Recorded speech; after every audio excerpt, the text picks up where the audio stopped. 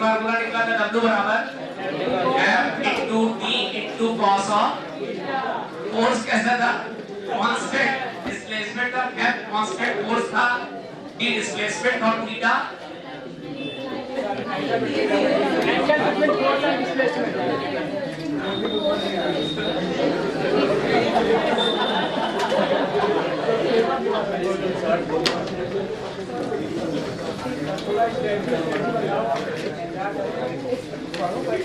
कल की डेट पर लोगों ने पढ़ा था बर्तन। अच्छा बताओ किसी फोटो में थोड़ा थोड़ा क्वेश्चन करते हैं कहीं ना कितना लॉजिकल करनी किसी फोटो में कितने बर्तन हो सकते हैं बहुत सारे जितने फोर्सेस उतने बर्तन। अच्छा कुछ फोर्स काम करें कुछ मकान कुछ काम वो करेंगे जिनके लिए W का कोई ना कोई आंसर आएगा और जो फोर्सेस प्राय डिस्प्लेसमेंट के परपेंडिकुलर लगते हैं उनका बर्तन काउंट नहीं होगा। इतनी बात ठीक है ना ये बातें हम लोग लास्ट पे करनी चाहिए। अच्छा भाई क्या बात थी थ्योरम पढ़ी थी क्या थी theorem work done by all forces पर change work done by all में कितने लोग आते हैं कोई आइडिया नहीं लेकिन कितने टाइप के आपने तीन work done by agent work done bye conservative force work done bye non conservative force. इतनी बात है चलो भाई तो कल हमने साथ एक एग्जांपल दिया भी था बेटा है ना। आओ थोड़ी सी और बात करके देखते हैं। मान लीजिए हमसे कहता है फॉर एग्जांपल हमसे कोई कह दे कि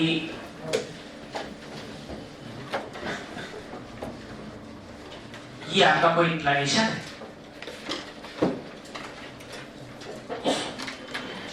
और सर्कल बढ़ो जाए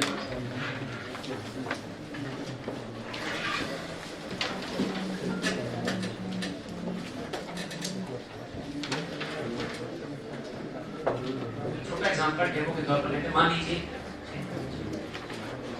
कोई ब्लॉक है 2 kg का राइट और इस पर आगे की तरफ 10 न्यूटन फोर्स एक्टिंग है और यहाँ पर रफनेस है वाले रफनेस का जो कोएफिशिएंट है वो 0.1 ठीक है ना। हमसे कह रहा है ये कहानी t बराबर 0 की है और ब्लॉक इनिशियली रेस्ट पर था u बराबर 0। इस प्लेटफॉर्म पर ब्लॉक खिसकते आगे बढ़ा प्लेटफॉर्म पर ब्लॉक खिसकते आगे बढ़ा और आगे बढ़ते यहाँ पे पहुंचा ये 2 kg का ये भी 2 kg का ये भी 10 Newton still acting same surface सब कुछ वही बस ये कहानी t बराबर 0 की है पर ये कहानी t बराबर सपोज करो 2 सेकंड्स की है। कब की है t बराबर 2 सेकंड। हमसे कह रहा है find out the work done by all forces ठीक और ये भी हमसे कह रहा है कि find out change in kinetic ठीक ये प्रैक्टिस के लिए सवाल आप चाहे तो इसे नोट ना करें तो समझने पर ध्यान दें। हमारे पास जो भी फोटो दिखाई दे रही है उस फोटो में 2 किलो का वजन एक किसी प्लेटफॉर्म पर रखा है और हमारे पास एक रफनेस वाला कोएफिशिएंट भी है यानी ये किसी रफ सरफेस पर रखा है इस पर 10 न्यूटन का ड्राइविंग फोर्स लग रहा है और ये फोटो t बराबर 0 सेकंड के जब ब्लॉक इनिशियली रेस्ट पे था कुछ खास बातें इस पर कितने फोर्स लगने का दिखाई दे सकता है बिल्कुल दिखा सकते हैं। नीचे की तरफ कौन लगेगा ब्लॉक का वजन नीचे की तरफ mg का मतलब 2g 2 का मतलब 2g का मतलब 10 आंसर कितना बेटा 20 इन टर्म्स ऑफ न्यूटन 20 न्यूटन से इस ब्लॉक ने जमीन यानी सरफेस को प्रेस किया करते किया pressing action each and every action has equal and opposite normal reaction. तो n ऊपर की तरफ आ गया n किसके बराबर होगा n किसके बराबर होगा mg के बराबर राइट। अच्छा एक और बताओ n बराबर mg। अच्छा यहाँ फ्रिक्शन अवेलेबल है कि काम भी करेगा और चेक कर लेते हैं। तो पहले बताओ मैक्सिमम फ्रिक्शन कितना अवेलेबल है fs max किसके बराबर बेटा mu मल्टीप्लाई बाय n और mu मल्टीप्लाई बाय n में n किसके बराबर बेटा mg के बराबर 20 किलो। क्या डेटा रख लिया जाए तो mu की जगह पर कितना बेटा 0.1 into n की जगह पर कितना 20 मल्टीप्लिकेशन करोगे तो 0 खत्म डेसिमल खत्म आंसर कितना 2 न्यूटन का एक फ्रिक्शन फोर्स यहाँ अवेलेबल है। क्या काम भी करेगा अगर ब्लॉक में मोशन की टेंडेंसी है तो फ्रिक्शन अवेलेबल भी होगा और मोशन की टेंडेंसी का अपोज करने के लिए काम भी करेगा। इतनी बात ठीक है। चलो जब कुछ कह रहा है work done by all forces photo में कितने फोर्स दिखाई दे रहे हैं चेक करते हैं। आगे की तरफ कितना है 10 न्यूटन ऊपर की तरफ कौन है नॉर्मल नीचे कौन है 20 पीछे कौन काम करेगा? फ्रिक्शन कितना निकल कर के आया? 2 न्यूटन। क्या पूरा काम कर देगा? क्योंकि ड्राइविंग टेंडेंसी 10 न्यूटन, 10 न्यूटन को रोकने के लिए 10 न्यूटन की रिक्वायरमेंट इसके औकात 10 की तो नहीं है, लेकिन जितनी है उतनी लग जाएगी। तो 2 अवेलेबल है, 2 पूरा काम कर जाएगा, लेकिन रोक नहीं पाएगा। इतनी बात है। अब चलो ब्लॉक यहां से यहां तक गया, ब्लॉक यहां से यहां तक गया, क्या चाहते हो? बबल चाहिए? बबल चाहिए? बबल का तरीका क्या? फोर्स मल्टीप्लाई बाय बिल्कुल सही बात, डिस्प्लेसमेंट। अच्छा यहां से यहां तक कितना डिस्प्लेस हुआ? क्या कोई आईडिया है? Sorry, no idea. कोई बात नहीं, क्या आईडिया? डिस्प्लेसमेंट चाहिए क्योंकि हमको वक्र चाहिए। और वक्र का फार्मूला क्या था? आपने कहा सर वक्र में पहली बात तो ये है, वक्र में पहली बात ये है कि वक्र में 4-5 लोग हमको दिखाई दे रहे हैं, सबका वक्र देखिए कौन कौन दिखाई दे रहा है बताओ। वक्र बाय नॉर्मल 1, वक्र बाय ग्रेविटी 2, वक्र बाय 10 के ऊपर 3, वक्र बाय फ्रिक्शन 4। और इस सबका वक्र मिला जुला के किसके बराबर होगा? Change in kinetic energy. और चेंज इन काइनेटिक का मतलब होता है kinetic energy final minus kinetic energy initial. इतनी बात क्लियर? बिल्कुल बढ़िया से तैयार है। चलो वक्र बाय नॉर्मल एक एक बात करते हैं। पहला काम वक्र बाय नॉर्मल बराबर फोर्स के नाम पर कौन? नॉर्मल। अरे वक्र का formula F D cos theta. F के नाम पर नॉर्मल, डिस्प्लेसमेंट के नाम पर कितना आएगा? मान लो S इनटू cos थीटा में थीटा कितना है? ध्यान से देखो तो क्या फोर्स और डिस्प्लेसमेंट एक दूसरे के मेरी बात समझ पा रहे हो? हम नॉर्मल की बात कर रहे हैं, एक एक फोर्स का वक्र फोकस कर रहे हैं। तो पहले हम इस फोर्स पर फोकस कर रहे हैं। ये फोर्स कहां लग रहा है? ऊपर। डिस्प्लेसमेंट कहां? आगे। दोनों के बीच एंगल कितना? 90। तो क्या W बराबर FD cos थीटा में FD cos थीटा, थीटा कितना? 90। तो ये वाला पार्ट कितना? 0। और वैसे लिख करके याद होगा कि जितने भी फोर्सेस डिस्प्लेसमेंट के परपेंडिकुलर काम करते हैं उनके लिए थीटा 90 होता है और cos 90 हमेशा 0 होगा। तो वक्र बाय नॉर्मल कितना बेटा? 0। वक्र बाय ग्रेविटी भी कितना? रीजन क्या है इसका?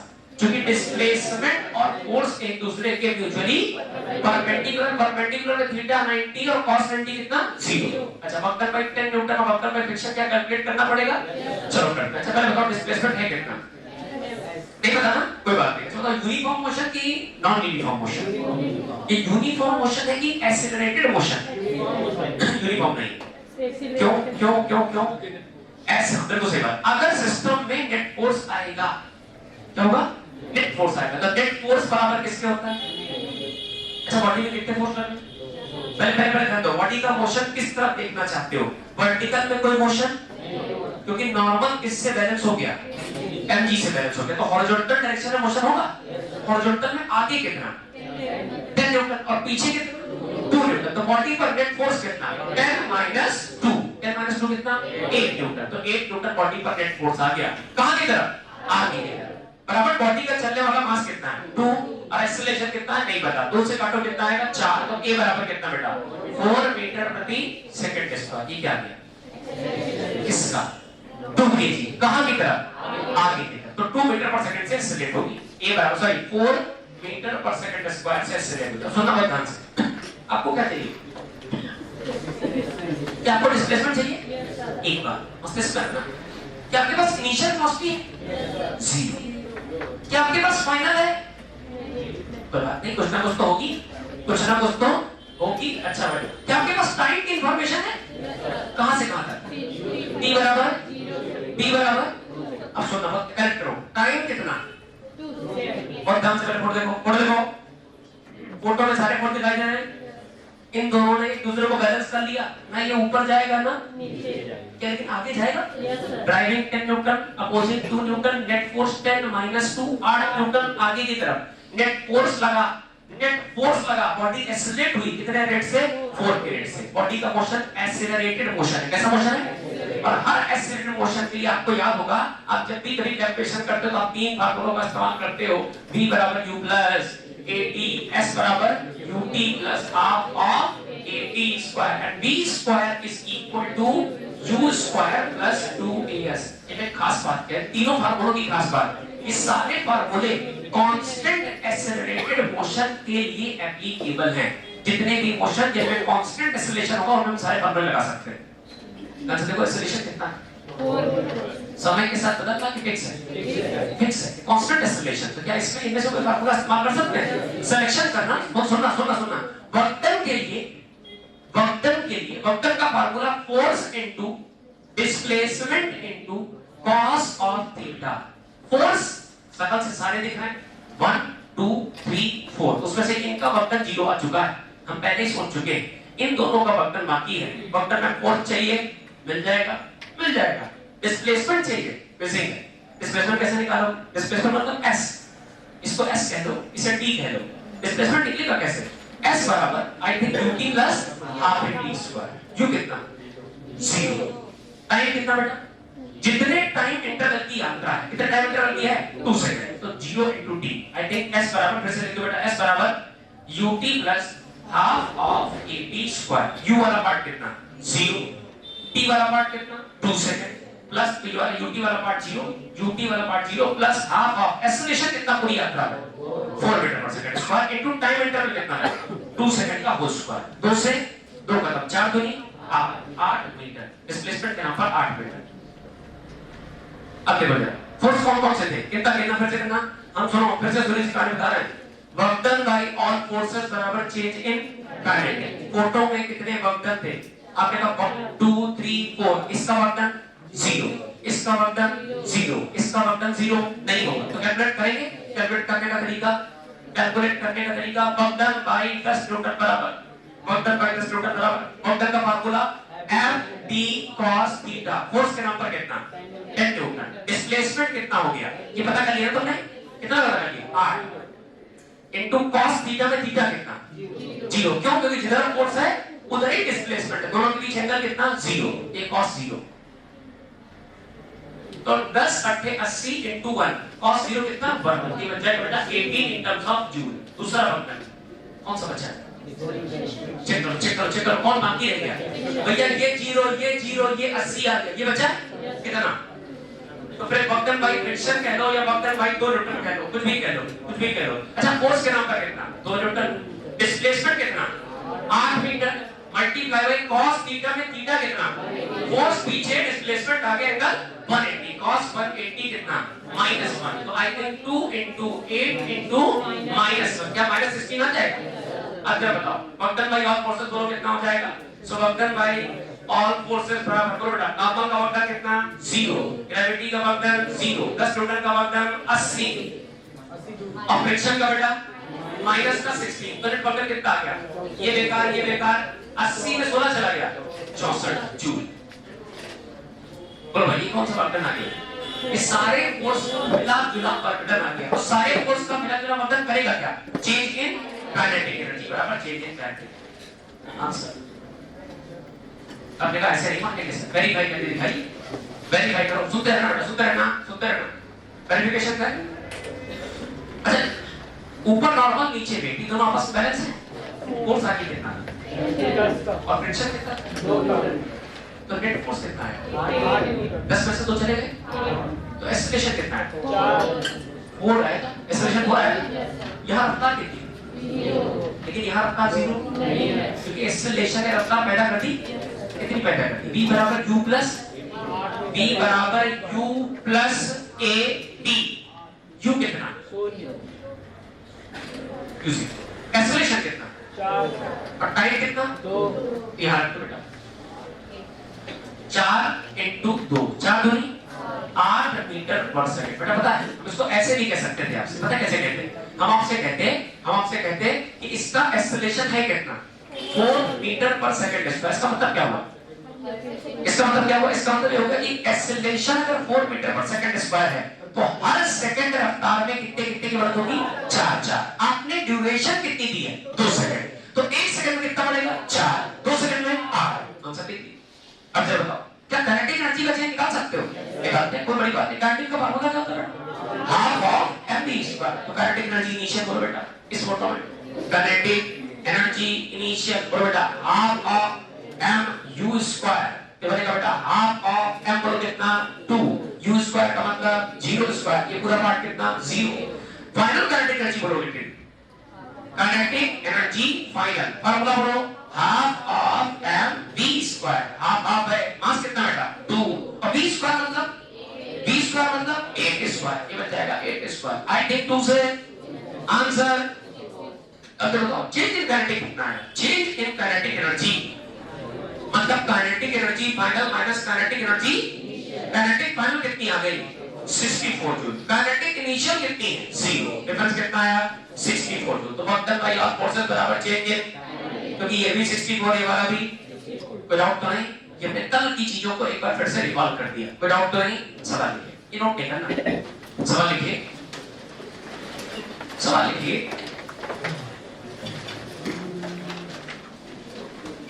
In the given arrangement of pulley mass system,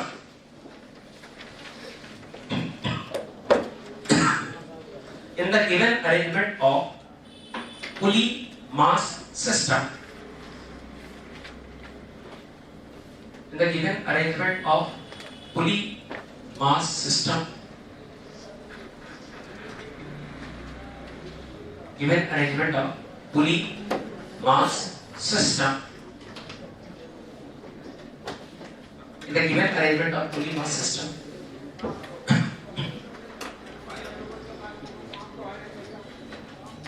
pulley mass system, find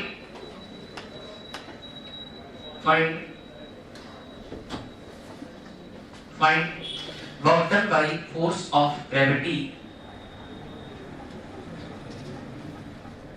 find the work done by force of gravity, the given arrangement of pulley mass system, find work done by force of gravity during first 2 seconds of motion.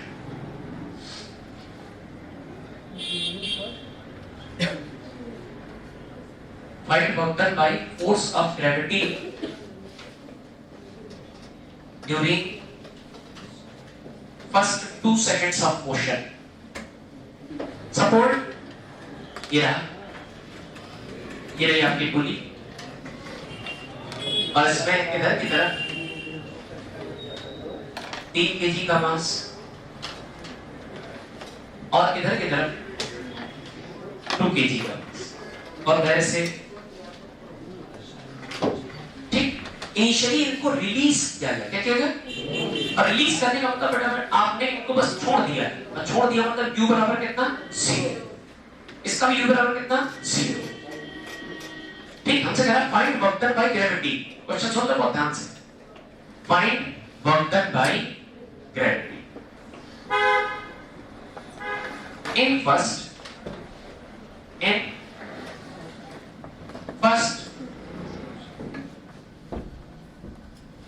2 seconds। चलें शुरुआत करें, चलो बताओ photo दिखाई दे कई तरीके से कैसे और कह रहा 0 हाथ पर टोके ग्रेविटी 0 नहीं करेगी, अलग अलग मास है। चले अच्छा भाई क्या लग रहा है शुरुआत कहां से करें, तरीका क्या सवाल है? हमारे पास 2 मेथड है, 2 मेथड और हम दोनों की मदद से सवाल सॉल्व कर सकते हैं और धैर्य सॉल्व करेंगे। चले भाई चल अच्छा भाई सबसे पहले बताओ आपको क्या चाहिए? बहुत उलझना नहीं है चीजों को, हमने इतनी कॉम्प्लेक्स चीज आपको बिजनेस न्यूमेरिकल बताई इसलिए ताकि अब आप चीजों को आसान तरीके से कर सकें। अपने हिस्से का पार्ट छांट लो, क्या चाहिए? वक्र भाई छोड़ो, वक्र का फार्मूला क्या होता है मदद करो भाई। वक्र का फार्मूला हम कह रहे हैं वक्र बाय ग्रेविटी होगा या वक्र बाय कुछ भी हो तब तो फार्मूला एक ही जानते हैं, W बराबर F D cos और थीटा। फोर्स कौन सा भैया? जिसका वक्र चाहिए। किसका वक्र चाहिए? तो फोर्स भी कौन सा? ग्रेविटी का, तो ग्रेविटी वाला फोर्स है। ठीक है, डिस्प्लेसमेंट भी ले लेंगे इनटू cos थीटा, इतना ठीक है। चलो अच्छा ध्यान से देखो, एक मास है कि 2 मास, तो ग्रेविटी एक पे काम करेगी दोनों पे, अगर दोनों पे काम करेगी इस पे कितना ग्रेविटी काम कर रही है? mg mg का मतलब 3g। बढ़िया। अच्छा इस पर ग्रेविटी कितना काम कर रही है? mg का मतलब 2g। मामला बैलेंस है कि अनबैलेंस है? तो क्या 3g वाला 2g वाले से जीत जाएगा? कितने से? 1g से। तो इधर की तरफ 3g, इधर 2g, नेट फोर्स कितना? 1g। इधर की तरफ 3 वाले, इधर की 2 वाले, 3 वाले। क्या ये नीचे जाएगा? एक्सेलरेशन के साथ सेम टाइम पर ये ऊपर आएगा उसी एक्सेलरेशन के साथ। जो इसके नीचे जाने का रेट वही इसके ऊपर आने का रेट। बताओ एक बात तो समझ गए, एक बात समझ गए कि आपको सिस्टम में नेट फोर्स दिखाई दे रहा है, सिस्टम बैलेंस नहीं है, और सिस्टम बैलेंस नहीं मतलब सिस्टम में नेट फोर्स एग्जिस्ट कर रहा है, और F नेट बराबर हमारा सबसे पुराना फार्मूला F नेट बराबर Ma। नेट फोर्स कितना बेटा, इधर 3G इधर 2G, नेट फोर्स 1G बराबर बराबर चलने वाला मास। अच्छा बताओ नेट फोर्स की मदद से ये 3G चल रहा कि 2G चल रहा कि दोनों चल रहे हैं, ये वाला कहां जा रहा है, सेम टाइम पे वाला, तो चलने वाला टोटल मास 3 + 2 बराबर 5 मल्टीप्लाई बाय ए वाला बेटा कितना, ए बराबर G/5। कोई डाउट तो है किसी के दिमाग में? अच्छा G की जगह चाहो तो रख सकते हो, हमने कहा 10/5 = 2 मीटर प्रति सेकंड स्क्वायर, ये सॉल्यूशन है। अच्छा ये एक्सेलरेशन किसका है, 3 वाले का कि 2 वाले का कि दोनों का, तो 2 के रेट से ये एक्सेलरेट होगा कहां की तरफ, नीचे, और सेम टाइम पर कहां जाएगा, ऊपर। इतनी बात ठीक, बहुत बढ़िया, तैयार हो गए आप लोग। अब जरा बताइए, अच्छा भाई क्या चाहिए, work done by gravity. Gravity एक पे नहीं दोनों पे, तो वर्क डन एक पे नहीं दोनों पे, दोनों पे। सुनते चलना, फिर मत चलाना, तुम्हें कसम है। इसमें भी ग्रेविटी, इसमें भी ग्रेविटी, तो work done by gravity, work done by gravity में फोर्स ऑफ ग्रेविटी, इधर 3G इधर फोर्स, तो पता है मिसिंग क्या है, मिसिंग क्या है, डिस्प्लेसमेंट, डिस्प्लेसमेंट मिसिंग है, और डिस्प्लेसमेंट क्या इसमें नीचे की तरफ होगा, और बढ़िया। थोड़ी देर बाद इसकी फोटो आपको यहाँ पे मिलेगी, या आपको यहाँ नहीं जाता वो मिलेगा, ऐसे ये 3G जा रहा होगा नीचे की तरफ, ऐसे 2G कहाँ पहुंच गया होगा, ऊपर, ऐसे। अच्छा ये मान लीजिए कितना डिस्प्लेस हुआ, ध्यान सुनना, ये कितना डिस्प्लेस हुआ, S, तो ये भी कितना डिस्प्लेस होगा, क्यों क्यों क्यों क्यों, क्योंकि जिस रेट से ये नीचे जाएगा उसी रेट से ये ऊपर जाएगा, ऐसा होगा ना, कंस्ट्रेंट मोशन, करेक्टेड मोशन। अच्छा भाई चलो ठीक है, तो कैसे निकाल सकते हो क्या, हर बात का लॉजिक तुम्हारे पास है, तुम्हारे मन से चीजों को निकालने की कोशिश कर रहे हैं। S बराबर आपके के सर ये है डिस्प्लेसमेंट, डिस्प्लेसमेंट बराबर होता है वेलोसिटी मल्टीप्लाई बाय, ये डिस्प्लेसमेंट बराबर वेलोसिटी मल्टीप्लाई बाय, सही है, लेकिन वो फार्मूला होता है यूनिफॉर्म मोशन के लिए, किसके लिए, लेकिन यहाँ तो यूनिफॉर्म मोशन नहीं, यहाँ तो एक्सेलरेटेड मोशन, क्योंकि एक्सेलरेशन है, तो एक्सेलरेशन हर सेकंड इसकी रफ्तार को बढ़ाएगा। तो एक्सेलरेटेड मोशन के लिए कैलकुलेशन का तरीका क्या है, आपने कहा जब भी कभी एक्सेलरेशन दिखाई दे किसी फोटो में, हम तुरंत 3 बातें सोचते हैं, v बराबर u + at, s बराबर ut + ½ of at², बेटा v² बराबर u² + 2 का as, इसकी जरूरत हम उसका इस्तेमाल करेंगे, राइट। चलो भाई s पता करना, मेरी बात समझना, चीजें कहां से जुड़ी हैं। हम पता कर रहे थे फोर्स, सॉरी हम पता कर रहे थे वर्क डन, वर्क डन में फोर्स पता था, क्या मिसिंग था, डिस्प्लेसमेंट। हम डिस्प्लेसमेंट की खोज में लगे हुए हैं, बहुत मेहनत कर रहे हैं लोग, डिस्प्लेसमेंट की खोज कर रहे हैं। और डिस्प्लेसमेंट कैसे मिलेगा, आपने कहा क्योंकि एक्सेलरेटेड मोशन है, इसके इन फार्मूले की मदद से डिस्प्लेसमेंट मिल जाएगा। डिस्प्लेसमेंट किस फार्मूले में आ रहा, पहले दूसरे दी और तीसरे दी, लेकिन हमको उस फार्मूले का इस्तेमाल करना है जिसकी जानकारियां दी गई हैं। तो यहां से यहां तक में कौन कौन सी जानकारियां हैं, क्या इनिशियल वेलोसिटी है, 0 मिल गया, एक डेटा मिला। अच्छा भाई क्या एक्सेलरेशन है, यस, कितना, 2 मीटर पर सेकंड स्क्वायर। क्या टाइम इंटरवल दिया है, कितना सेकंड, 2 सेकंड। हमको क्या क्या मिल गया, हमको s फाइंड आउट करने के रिगार्डिंग क्या क्या मिल गया, हमको s बराबर लगाया जा रहा है, s बराबर ut + ½ of at², ut वाला पार्ट कितना, क्योंकि u कितना 0 + ½ of एक्सेलरेशन कितना बेटा 2 मीटर पर second square multiply by t का स्क्वायर, t टाइम पीरियड कितना है, फर्स्ट 2 सेकंड यानी t बराबर 2 सेकंड का होल स्क्वायर। आई थिंक 2 से 2 कैंसिल, आंसर 4 मिनट। आंसर क्या, 2 सेकंड में ये कहां जाएगा, कितना, और 2 सेकंड में कहां जाएगा, कितना, रस्सी इनएक्सपेंसिबल है, आइडियल कंडीशन, जितना रस्सी 2 सेकंड में नीचे जाएगी उतना ही ये ब्लॉक 2 सेकंड में, तो इसका डिस्प्लेसमेंट नीचे की तरफ कितना, 4 मीटर, इसका डिस्प्लेसमेंट ऊपर कर कितना, 4 मीटर, इसी से मान 4 मीटर 4 मीटर, ये 4 मीटर ऊपर जाएगा और ये 4 मीटर नीचे आएगा। हेलो बस हमारे, चलो भाई work done by gravity, work done by gravity, work done by gravity. Gravity किस पे काम कर रही है, एक पे नहीं दोनों पे, पर इसकी बात बताओ, फोर्स कितना, अब जरा ठीक है बेटा, एक बात बताओ, अगर ये F d cos theta, force कितना, हेलो फोर्स कितना, 3 g बात करते हैं, F ये हो गया F, डिस्प्लेसमेंट कितना, 4 metre, F d cos theta, theta होता क्या है, angle between force and displacement. Gravity का फोर्स कहां, डिस्प्लेसमेंट भी, दोनों एक दूसरे के पैरेलल के बीच कोई एंगल नहीं बनता, थीटा बराबर 0 cos 0। अच्छा 4 दिया, 12 मल्टीप्लाई बाय ग्रेविटी की जगह g into cos 0 की जगह पर आंसर 120। हेलो न्यूटन की जूल। अरे वक्र कैलकुलेट कर रहा है। ये किसका वक्र आ गया 3g। अभी किसका मांगिए आओ भाई 2g का भी करते हैं। दिस इज वक्र by gravity for 3g। Now let's proceed for 2g। वक्र बाय ग्रेविटी बराबर बोलते जाना बेटा बोलते जाइए। चलो भाई फोर्स के नाम पर कितना लगा बहुत बढ़िया ग्रेविटी ने फोर्स लगाया नीचे की तरफ 2g। अच्छा ग्रेविटी प्रयास करती रही नीचे की तरफ लेकिन खिसक गया ऊपर की तरफ। कितना खिसक गया ये उतना ही ऊपर खिसका इतना नीचे गया। ये नीचे गया एक्सीलरेटर मोशन करते हुए 4 मीटर ऊपर जाएगा 4 मीटर। तो डिस्प्लेसमेंट कितना बेटा 4। फोर्स के नाम पर 2g डिस्प्लेसमेंट के नाम पर 4 multiply by cos theta. Gravity का फोर्स कहां डिस्प्लेसमेंट एंगल cos 180 और cos 180 कितना होता है बेटा माइनस प्लस ये जरा सा 4 दूनी 8 ये बन जाएगा 8 और g की वैल्यू 10 8 दाम 80 माइनस का 80 और दाम से डन कोई समस्या okay. So work done bye 3g and 2g। ये क्या लिखने जा असल में ये आंसर है। ये इंडिविजुअल वर्क डन है। ये इंडिविजुअल वर्क डन किसका बेटा 3g का। ये वाला 2g का। आप किसका लिखने जा रहे हैं दोनों का समेट के लिखने जा रहे हैं। तो work done by all gravity बोलो भाई ऊपर वाले कितना 120 बेटा 3g का वर्क डन कितना आया 120 प्लस 2g का कितना आया माइनस ऑफ 80। तो that work done 120 minus 80 is equal to 40 in terms of joule. क्या आप सहमत हैं और सुनते जाइए आंसर आ गया। ये वर्क डन बाय ग्रेविटी सुनते जाओ कल जो सिखाया सबकी प्रैक्टिस करा रहे।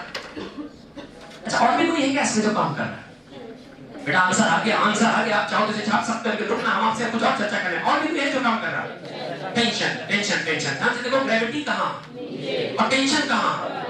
इस जगह पर टेंशन ऊपर तो इस जगह पर टेंशन हमेशा along the string away from the mass। इधर टेंशन ऊपर इधर टेंशन नीचे।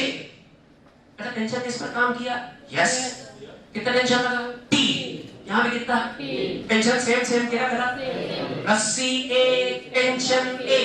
तो भाई कहां टेंशन T यहां टेंशन T। अब आंसर दीजिएगा इधर टेंशन T है और इस टेंशन के लगते हमारा ब्लॉक 4 मीटर डिस्प्लेस हो गया। ऐसा हुआ बोलो ऐसा हुआ।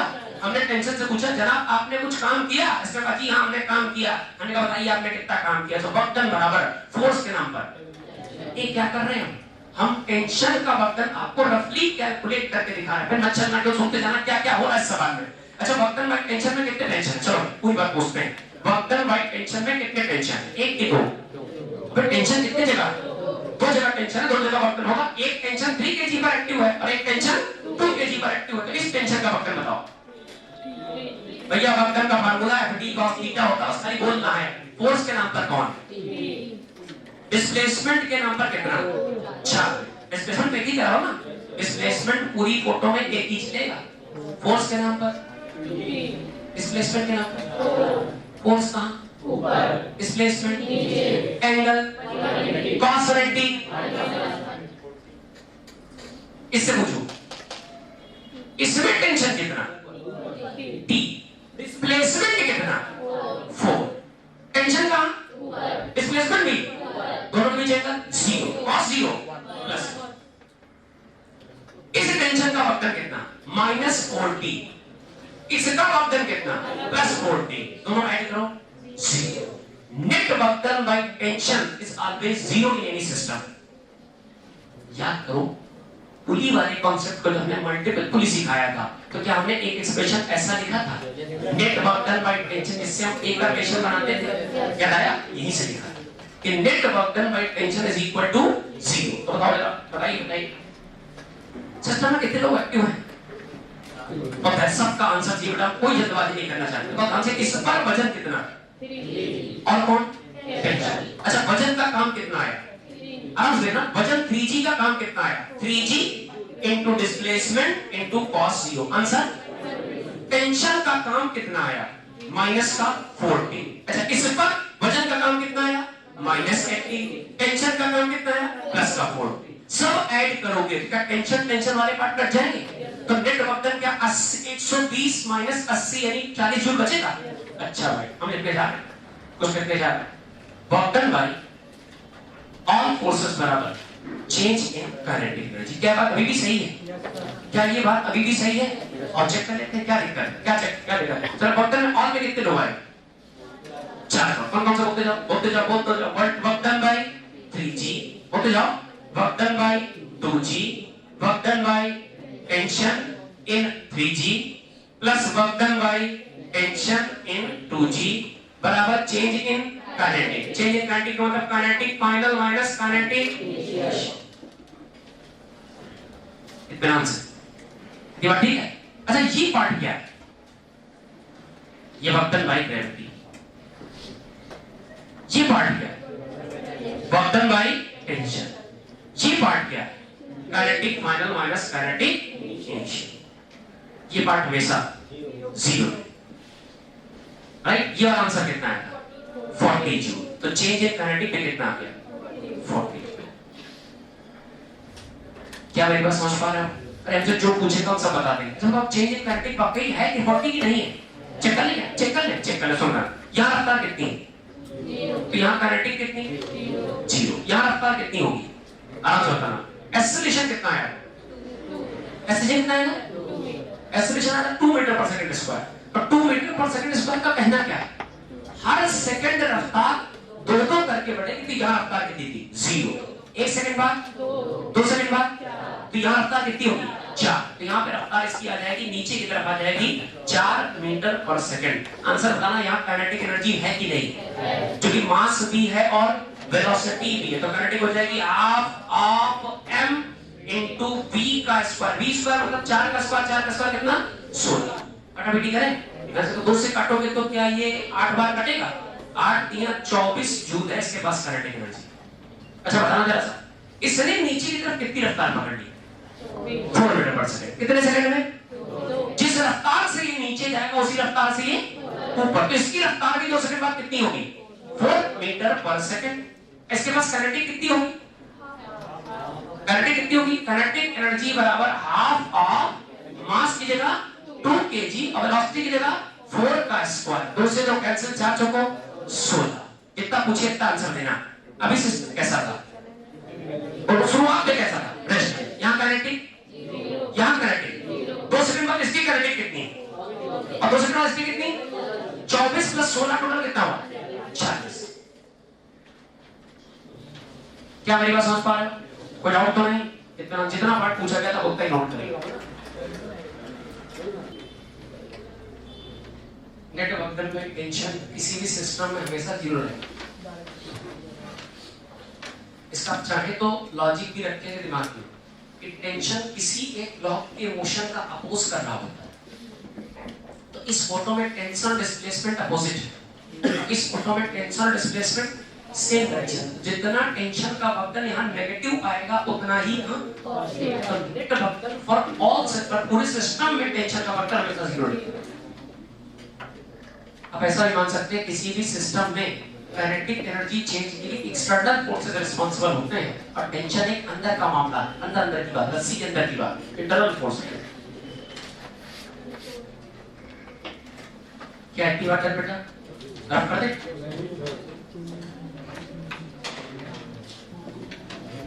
चलो रेडी।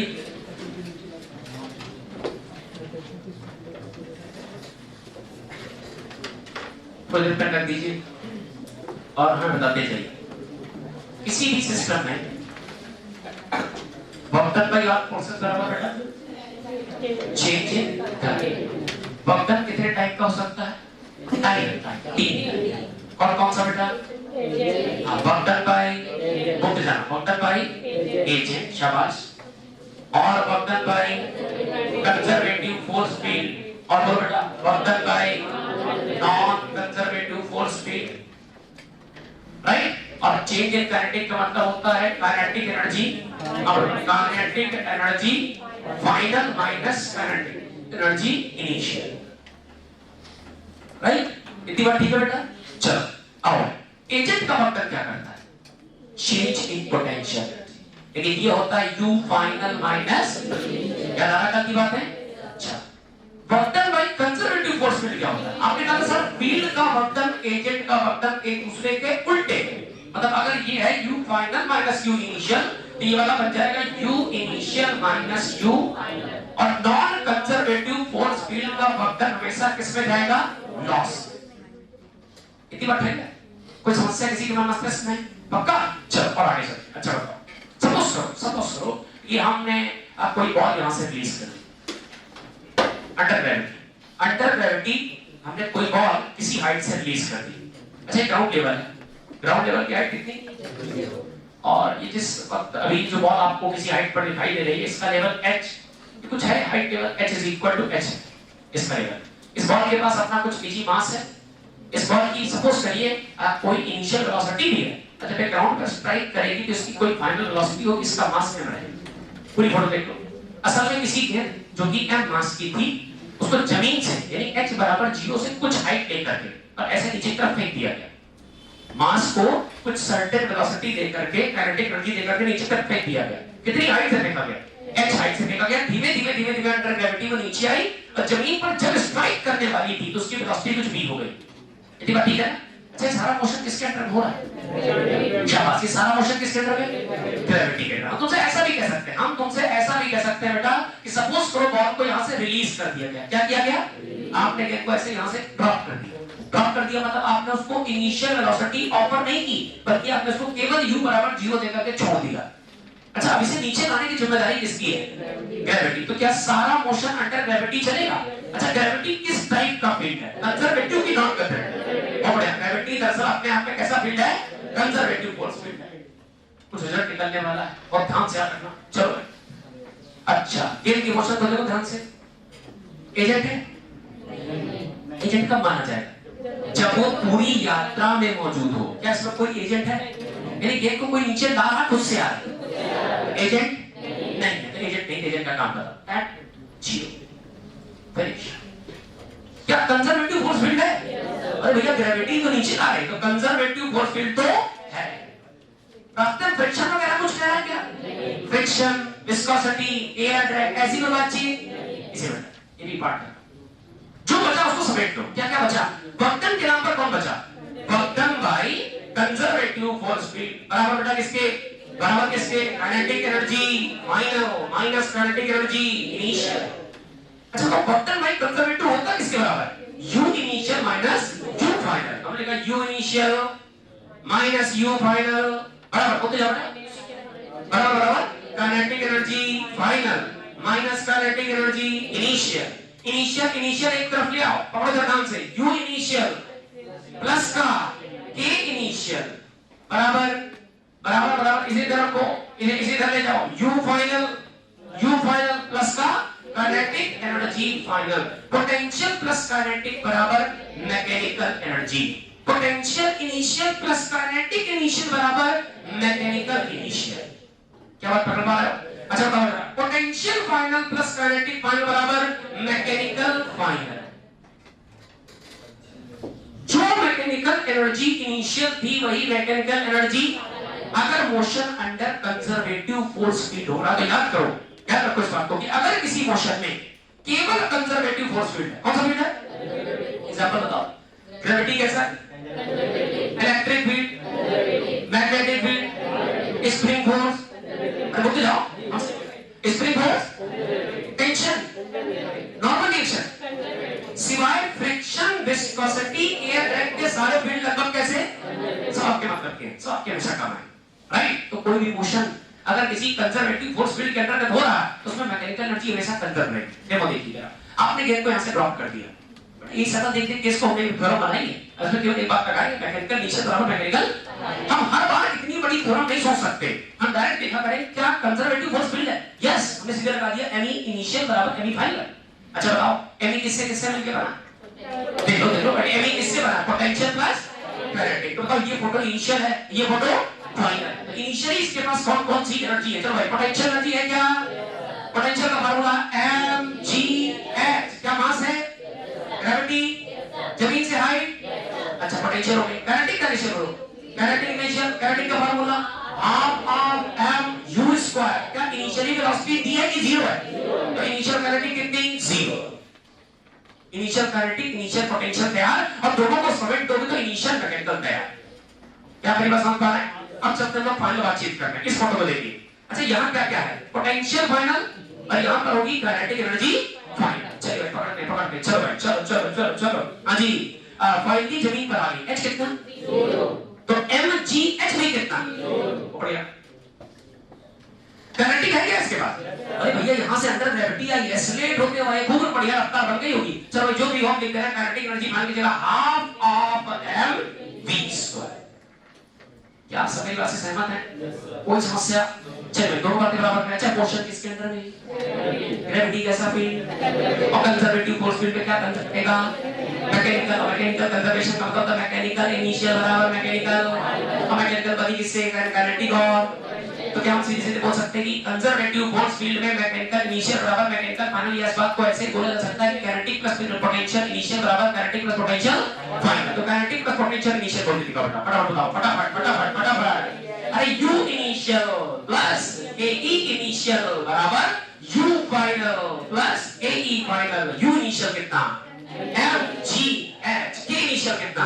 0। u फाइनल कितना? हेलो, u फाइनल जमीन टच कर गई 0, और काइनेटिक फाइनल कितना? Half of m square.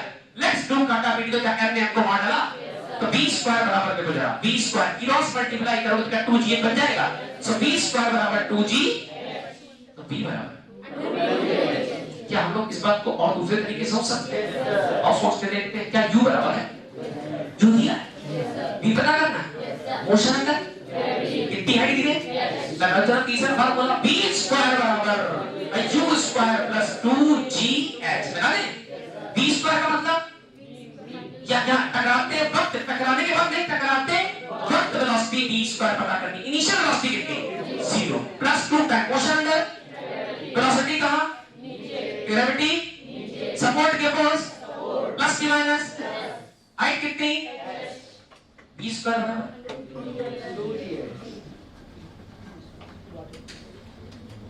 Answer difference है?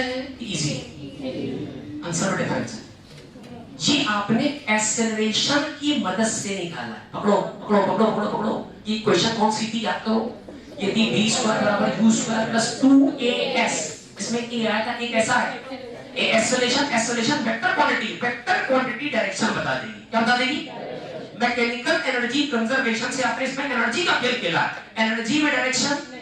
तो यहाँ आंसर सिमिलर आएगा, लेकिन यहाँ डायरेक्शन नहीं मिल सकती, लेकिन यहाँ डायरेक्शन मिल सकती। तो बस ध्यान रखना कि मैकेनिकल एनर्जी कंजर्वेशन सबसे शानदार तरीका, लगभग लगभग पूरी मैकेनिक्स इन्हीं बातों पर बेस्ड ऑन। मैकेनिक्स में दो ही बातें, Fnet बराबर ma और मैकेनिकल एनर्जी कंजर्वेशन या कंजर्वेशन ऑफ एनर्जी। इसके अलावा कुछ है ही नहीं, पूरी मैकेनिक्स इसी बात पर बेस्ड ऑन। और जितनी बातें मैकेनिकल, सुनना जितनी बातें आप मैकेनिकल एनर्जी कंजर्वेशन से, ध्यान देना, मैकेनिकल एनर्जी कंजर्वेशन से जो जो सोच सकते हो वो सब कुछ तुम इक्वेशन ऑफ मोशन से भी सोच सकते हो। क्या मेरी बात समझ गए? नोट कर ले एग्जांपल के तौर पर, इसे इंपॉर्टेंट नोट डाल करके, या अंडर ऐसे डालते हैं, अंडर या motion under conservative force field, motion ऐसे डाल दीजिए, motion under conservative force field. फटाफट लिखो।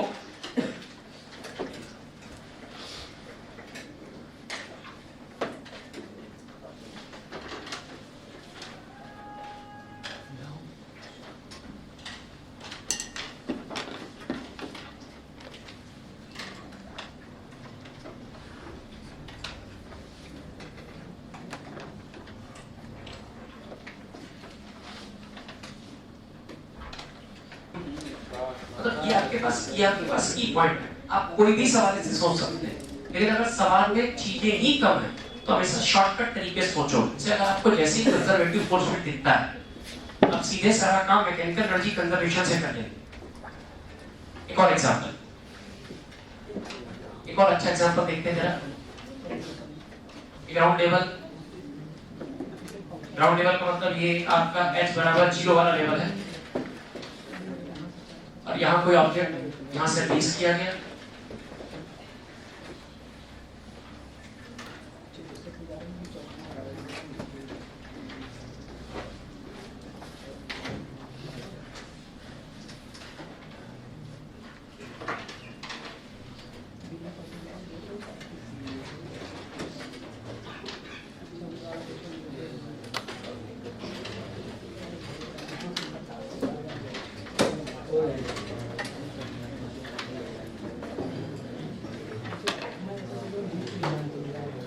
बच्चे थे बेटा प्लीज, एक ब्लॉक है, सॉरी एक बॉल है जो कि m मास की है, इसको यहां से रिलीज किया u बराबर 0 से, और इस m मास का डेटा ले मान लो सपोज करो m is equal to 10 kg, इसका ग्राउंड से लेवल या m is equal to 1 kg है, ग्राउंड से लेवल इसका 10 मीटर है। बहुत आसान सवाल। एक और हम बता दें कि जितनी भी सरफेसेस हैं वो सारी सरफेस कैसी है बेटा, स्मूथ है, कोएफिशिएंट ऑफ फ्रिक्शन इन सबका कितना है 0। फ्रिक्शन जैसा कोई भी नॉन कंजर्वेटिव फोर्स फील्ड इस फोटो में नहीं है।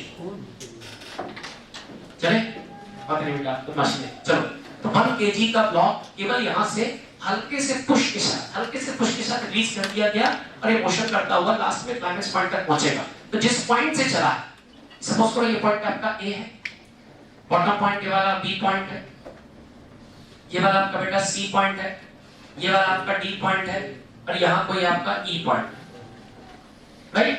मोशन करता करता ये नीचे आया, फिर ऊपर गया, फिर ऐसे। अच्छा ये लेवल भी बताया गया आपको, ये लेवल आपका 6 मीटर, सिमिलरली आपका ये लेवल 4 मीटर, राइट। सुनते चलना सवाल को बहुत अच्छा बना देंगे। एक सवाल लगभग सब कुछ सिखा देगा। इसके बाद चलते हैं वेरिएबल फोर्सेस में।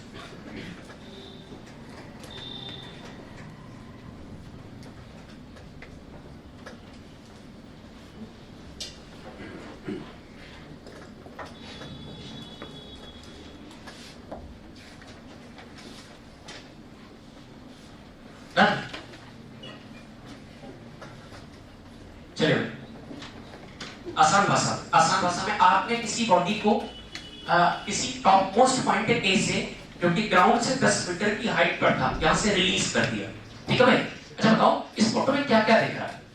इस फोटो में कोई एजेंट है? बोलते जाओ एजेंट है। एजेंट कब माना जाएगा? जब वो पूरी प्रोसेस में मौजूद रहे। अच्छा इसमें कोई फ्रिक्शन है? ना नॉन कंजर्वेटिव फोर्स फील्ड है ना ही एजेंट है, तो कौन बचा? कंजर्वेटिव। और कंजर्वेटिव फोर्स फील्ड में लास्ट में डबल मैकेनिकल कर गया था। मैकेनिकल एनर्जी कंजर्व रहेगी, यानी मैकेनिकल एनर्जी इनिशियल बराबर मैकेनिकल एनर्जी। अब किस पॉइंट के बीच में लगाने में इंटरेस्टेड हो ये तुम्हारे ऊपर डिपेंड करता है। सपोज करो आपने हमसे कहा कि सर हम ए और बी के बीच लगाना चाहते हैं, आइए लगा देते हैं। ए और बी के बीच लगाते हैं mechanical declaration. So point A and B, point A और बी के बीच की यात्रा। अच्छा बताओ ये अपने मन से नीचे आई, कौन लाएगा इसे? ग्रेविटी। तो ग्रेविटी कैसा फील्ड बेटा? कंजर्वेटिव। तो बेटा कंजर्वेटिव फोर्स फील्ड है, तो ए से बी के बीच का मोशन चल रहा। ए से बी के बीच में एनर्जी कंजर्व रहेगी, कौन सी एनर्जी? Mechanical energy. तो mechanical energy at A point will be same as mechanical energy at B point. Check करना। अच्छा भाई बताओ मैकेनिकल नहीं कहते भैया, नो बात कर लेना, हम नहीं देंगे। मैकेनिकल का मतलब कितने पार्ट्स? दो। काइनेटिक और पोटेंशियल। तो काइनेटिक और पोटेंशियल, तो kinetic energy at A point plus potential energy at A point will be same as, बोलते जाओ बेटा, kinetic energy at B point plus potential energy at B point. चलो भाई ए पर काइनेटिक कितनी? 0। हां तो वेलोसिटी कितनी? 0। तो हाफ mv स्क्वायर से काइनेटिक पर कितनी? 0। तो काइनेटिक का पार्ट 0 प्लस पोटेंशियल कितनी? पोटेंशियल बनती है पोजीशन से। क्या ग्राउंड की रिस्पेक्ट में इसकी पोजीशन है? यस। अगर पोजीशन है हाइट तो क्या पोटेंशियल एनर्जी होगी? कितनी? m g h। m कितना? 1, g कितना? 10, हाइट कितनी? 10। आंसर बनेगा 1 * 10 * 10 1 10 10 लिख दो हिंट में m g h, मास पर किलो, ग्रेविटी 10, हाइट 10 बराबर। चलो पकड़ते जाओ। काइनेटिक पी पर कितनी होगी? Sorry no idea. Kinetic B पर कितनी होगी? No idea. Plus potential B पर कितनी? 10 होगा। बी पर पहुंचते ही ग्राउंड लेवल पहुंच गए। ग्राउंड लेवल पहुंचते ही आपका हाइट लेवल कितना? 0। पोटेंशियल कितना? 0। तो काइनेटिक एनर्जी कितनी होगी बेटा? क्या है सबका? ये 0 बेकार। तो kinetic energy at B point करो बेटा, 10 क्या 100 इन टर्म्स ऑफ जूल। ये आंसर थी। अच्छा इसका आंसर है ए और बी के बीच। तो यहां काइनेटिक एनर्जी कितनी होगी? बोलते जाओ यहाँ कितनी होगी? क्या है? रफ्तार होगी इसके पास। अरे काइनेटिक एनर्जी इसका मतलब इसके पास वेलोसिटी है, रफ्तार है। ऐसा बताओ यहाँ पोटेंशियल कितनी? 100। चेक करो डेटा देख जाओ। यहाँ पोटेंशियल कितनी थी और काइनेटिक कितनी थी? 0। यहाँ काइनेटिक कितनी है? एनर्जी का इंटर कन्वर्जन हुआ। क्या हुआ? ग्रेविटी जैसे कंजर्वेटिव फोर्स फील्ड में आपकी ऊर्जा का एक जूल भी नुकसान नहीं होगा, सारी की सारी एनर्जी कंजर्व रहेगी। ये हो सकता है कि एनर्जी एक फॉर्म से दूसरे फॉर्म में कन्वर्ट हो जाए। जैसे एकदम से कहूं, यहां सारी एनर्जी किस फॉर्म में? पोटेंशियल। काइनेटिक के नाम पर जीरो। यहां सारी एनर्जी किस फॉर्म में? काइनेटिक। पोटेंशियल के नाम पर जीरो। लेकिन दोनों का सम यहां भी 100 है, दोनों का सम यहां भी 100। बताओ तो नहीं। अच्छा बताइए किस लेवल पर आइए, किस लेवल पर आइए, कैसा बता सकते हैं? क्या इन दोनों के बीच कंजर्वेशन लगा सकते हैं? क्योंकि ये नीचे किसके अंदर में आया? ग्रेविटी। ऊपर भी किसके अंदर में जाएगा? ग्रेविटी के अंदर जाएगा। हम सी पॉइंट पर चलना है बेटा, चलें? चलो भाई, इन दोनों के बीच कंजर्वेशन, बी और सी के बीच कंजर्वेशन, बी एंड सी। चलते जाओ। अच्छा, बी पर कंजर्वेशन किसका लगा है? मैकेनिकल का, क्योंकि मोशन किसके अंदर में? ग्रेविटी। ग्रेविटी कैसा फील्ड? किसी भी कंजर्वेटिव फोर्स फील्ड के अंदर में हमेशा एक एनर्जी कंजर्व रहेगी। एनर्जी का नाम मैकेनिकल। मैकेनिकल के कितने पार्ट? दो पार्ट, काइनेटिक और पोटेंशियल। तो मैंने कहा mechanical energy at B point will be same as mechanical energy at C point. Mechanical B का मतलब kinetic B plus potential B। बोलते जाओ बेटा, mechanical energy C का नाम kinetic C plus potential C। थोड़ा ना मत कहिए मैं P की लिख दिया, potential में U लिख दिया, ठीक है ना? चलो बेटा, अच्छा kinetic B का मतलब कितना? अरे अभी तो मैं बता दिया, kinetic B का मतलब कितना? 100। potential B का मतलब कितना? 0। काइनेटिक सी का मतलब कितना? सॉरी, नो आइडिया कुछ भी बोल देना। यहां जब आप पहुंचेंगे हो सकता है कुछ रफ्तार से जा रहा हो सकता है। तो काइनेटिक सी का सॉरी कोई आइडिया नहीं, काइनेटिक एट सी का कोई आइडिया नहीं, प्लस पोटेंशियल सी का आइडिया हो सकता है। अरे पोटेंशियल बनती है पोजीशन से, पोजीशन इसकी ग्राउंड रिस्पेक्ट में 6 मीटर है, और अगर 6 मीटर तो पोटेंशियल एनर्जी का फार्मूला mgh। मास की जगह 1, ग्रेविटी 10, लेवल 6। ये बोलो कितना? 100। काइनेटिक एनर्जी है C, ये कितना बेटा? 60। ट्रांसफर करो, तो काइनेटिक एनर्जी है C बराबर 100 minus 60 is equal to 40 in terms of joule. अरे कॉमन सेंस से जवाब दे देते, पूछो कैसे? यहां दोनों का सम कितना? 100। तो यहां भी कितना? 100। यहां पोटेंशियल कितनी?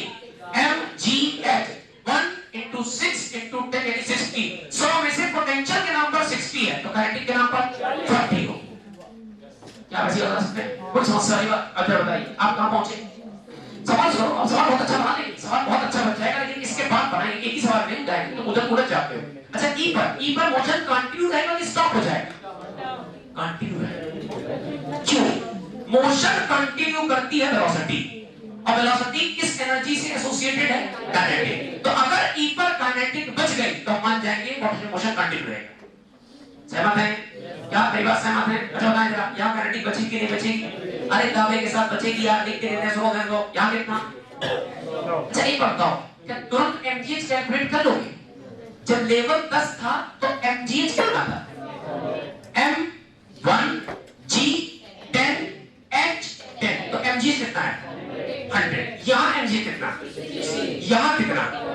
अगर यहाँ पोटेंशियल के नाम पर 40 है तो काइनेटिक के नाम पर 60 होगा, क्योंकि सारा मोशन किसके अंदर में है? और ग्रेविटी कैसी फील्ड है? और कंजर्वेटिव फोर्स फील्ड में टोटल एनर्जी हमेशा मैकेनिकल एनर्जी हमेशा, और मैकेनिकल एनर्जी कितने? काइनेटिक प्लस, तो काइनेटिक प्लस पोटेंशियल मिलकर क्या हर पॉइंट पर 100 होगा?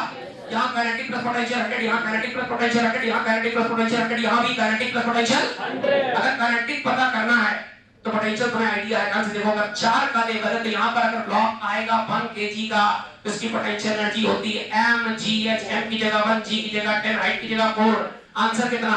40। तो पोटेंशियल के नाम पर अगर 40 है तो बची हुई एनर्जी क्या काइनेटिक के फॉर्म में होगी? 60 जूल। मोशन कंटिन्यू भी रुक जाएगा, कंटिन्यू है। क्या समझ पाएंगे? इतनी बातें आराम से। फिर सवाल तो थोड़ा सा आगे बढ़ाएंगे, एक लाइन आगे बढ़ाएंगे।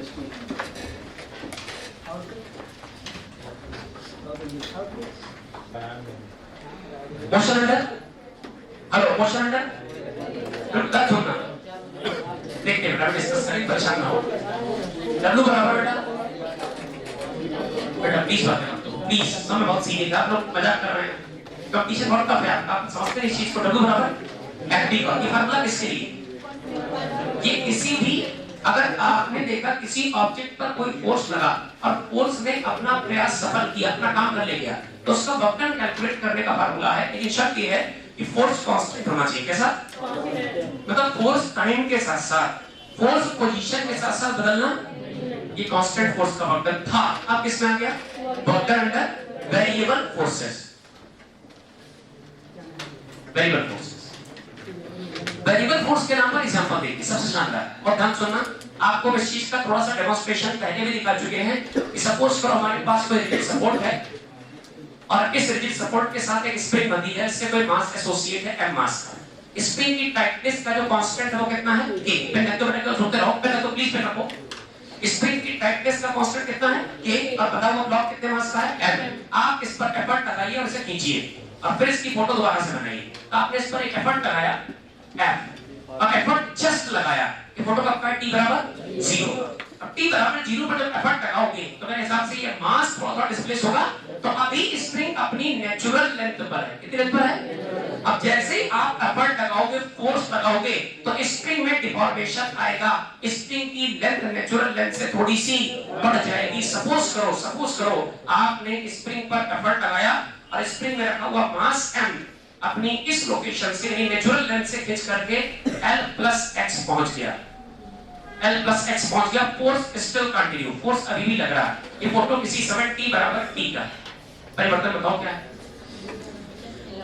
t बराबर 0 पर स्प्रिंग की लेंथ कितनी? L। t बराबर t पर फोर्स की वजह से लेंथ इंक्रीज कर गई, नई लेंथ कितनी है? L+x। क्या लेंथ नेचुरल है कि इलॉन्गेशन आ गया? जैसे इलॉन्गेशन आएगा तो स्प्रिंग एक इलास्टिक डिवाइस है जो कि अपने ऊपर हो रहे डिफॉर्मेशन का पूरी ताकत के साथ अपोज करेगी। डिफॉर्मेशन हो रहा है फॉरवर्ड डायरेक्शन में, स्प्रिंग प्रयास करेगी बैकवर्ड डायरेक्शन में, तो स्प्रिंग इस पर एक रिस्टोरिंग फोर्स ऑफर करेगी। ये रिस्टोरिंग फोर्स इसके डिफॉर्मेशन के प्रोपोर्शनल, जितना ज्यादा खिंचाव होगा स्प्रिंग उतनी ही ज्यादा रिस्टोरिंग फोर्स ऑफर करेगी, यानी x और f प्रोपोर्शनल। एक बात सुनना, थोड़ा सा खींचो, थोड़ा सा फोर्स होगा, ज्यादा खींचोगे स्प्रिंग ज्यादा फोर्स करेगी। तो स्प्रिंग का जो रिस्टोरिंग फोर्स है, मैं इस बात को, स्प्रिंग का रिस्टोरिंग फोर्स, स्प्रिंग का वापस लाने वाला प्रत्यानयन जिसको आप कहते हैं, वो रिस्टोरिंग फोर्स प्रोपोर्शनल होता है इसके डिस्प्लेसमेंट, इसकी डिफॉर्मेशन। प्रोपोर्शनलिटी हटाते हैं तो एक कांस्टेंट आता है, तो F is equal to proportionality हटाओगे तो स्प्रिंग का जो कांस्टेंट, स्प्रिंग के टाइटनेस का जो कांस्टेंट वही आएगा, तो F बराबर आ जाएगा kx। मेरी बात समझ पा रहे हैं? अच्छा बताओ जरा, एजेंट ने फोर्स कहां लगाया? स्प्रिंग कहां लगाएगी? अगर ये मोशन स्लो हो, ऐसा स्लोली, इसका मतलब क्या हो गया? जितना फोर्स एजेंट ऑफर कर रहा है आगे खींचने के लिए, उतना ही स्प्रिंग ऑफर करेगी पीछे रोकने के लिए। क्या इतनी बात समझ गए? अच्छा बताओ, x बढ़ेगा तो f भी बढ़ेगा। फोर्स फिक्स है कि बदल सकता है? टाइम के हिसाब से कि पोजीशन का मतलब यहाँ डिफॉर्मेशन से, किससे है? अब जरा आंसर दीजिए। आपने कहा सर एक काम करें, हम वापस से स्प्रिंग को देखें। स्प्रिंग में अपनी प्रीवियस पोजीशन, और ध्यान से अपनी प्रीवियस पोजीशन के कंपैरिजन में x खिंचाव है, चेक करो, x खिंचाव है। तो स्प्रिंग पर कोई फोर्स लगा, ये लगा और इस F के अंडर में स्प्रिंग खिंच गया, कितना खिंचा? F बराबर, सोचते क्या हो, m मास, स्प्रिंग में लगा फोर्स, स्प्रिंग खिंच गया, कितना खिंच गया? x। कितना फोर्स लगा? F बराबर k। थोड़ा सा खींचो, कितना? और थोड़ा सा खींचना। तो अगली फोटो देखना है, ये इसकी प्रीवियस फोटो, ये इसकी यहां फोटो थी, अभी अपनी ओरिजिनल पोजीशन से बहुत थोड़ा सा शिफ्ट हो गया। बेटा केवल सुधारा डायग्राम बना दे, इसको जरूरत नहीं पड़ेगी। ये अपनी ओरिजिनल पोजीशन से बहुत थोड़ा सा शिफ्ट हो गया। x का बहुत थोड़ा सा पार्ट कितना होगा? अगर थोड़ा सा खींचोगे तो इतनी छोटी सी डिस्टेंस में f में लगभग कोई परिवर्तन नहीं होगा। मेरी बात समझ पा रहे हैं? f किसके आधार पर बदल रहा है? क्योंकि k तो पकड़ पा रहे ना, स्प्रिंग तो वही है ना। f में परिवर्तन किसके आधार पर है? तो x बदलेगा तो f भी, लेकिन अगर x में परिवर्तन बहुत छोटा हो तो क्या f में परिवर्तन भी ना के बराबर होगा? तो ये वो डिस्प्लेसमेंट है जिसमें यहां पर फोर्स F था, यहां पर भी F है, यहां पर भी F बराबर kx था, यहां पर भी F बराबर लगभग kx है। क्या मेरे पास समझ पा रहे हो? क्या ये अंडर कांस्टेंट फोर्स बन गया? यहां से यहां तक अगर फोर्स ना के बराबर बनता, लगभग एक जैसा, क्या कांस्टेंट फोर्स था? इतने का वक्र लिख सकते हो, इतने पार्ट का वक्र लिख सकते हो। आपने देखा सर छोटा सा डिस्प्लेसमेंट है, तो कह रहे डिस्प्लेसमेंट छोटा तो वक्र भी, तो छोटे से वक्र का फार्मूला क्या बन जाएगा? dw बराबर f इनटू छोटा डिस्प्लेसमेंट कितना? dx into cos of theta. Hello, अरे गेटिंग माय पॉइंट? ये फोर्स कांस्टेंट है कि वेरिएबल है? Variable force. तो वेरिएबल फोर्सेस के अंडर में वक्र का जो रिजल्ट आएगा वो आएगा W नहीं आएगा, बल्कि क्या आएगा? dW बराबर f into dx into cos theta. एक बात ध्यान रखिए, और जनरली ऐसा होता है कि जिस तरफ फोर्स लगेगा डिस्प्लेसमेंट भी उसी तरफ होगा, तो हम सीधे सीधे याद रखेंगे dW बराबर f into dx into cos 0। What is cos 0? 1। So answer याद रखिए, dW बराबर f डॉट dx। अच्छा बताओ dW क्या है? छोटा सा काम। dx क्या है? छोटा सा डिस्प्लेसमेंट। और सारा काम निकालते हैं, पूरा काम निकालते हैं। तो क्या पूरा काम निकालने में आपको dx dx dx dx dx dx dx इकट्ठा करना पड़ेगा? तो इकट्ठा करने को हम लोग गणित की भाषा में क्या कहते हैं? इंटीग्रेशन। तो इधर भी क्या करेंगे? Integration. dw dw dw dw dw integrate करोगे क्या बन जाएगा? w बराबर f कैसा है? कांस्टेंट। हां, अब कैसा है? वेरिएबल है। तो हम f का फंक्शन रखेंगे, मल्टीप्लाई बाय dx करेंगे और इंटीग्रेशन कर देंगे, हमारा रिजल्ट आ जाएगा। एक और बात, इसमें वेरिएबल कौन? दरअसल आप किसे बदलोगे? x बदलेगा तो f भी। जो वेरिएबल होता है उसी की लिमिट आती है। एक मिनट दे दिया आपने। जो वेरिएबल होता है उसी की लिमिट आती है। वेरिएबल कौन? फोर्स भी वेरिएबल है, पोजीशन वेरिएबल। तो पहले आप किसे करोगे?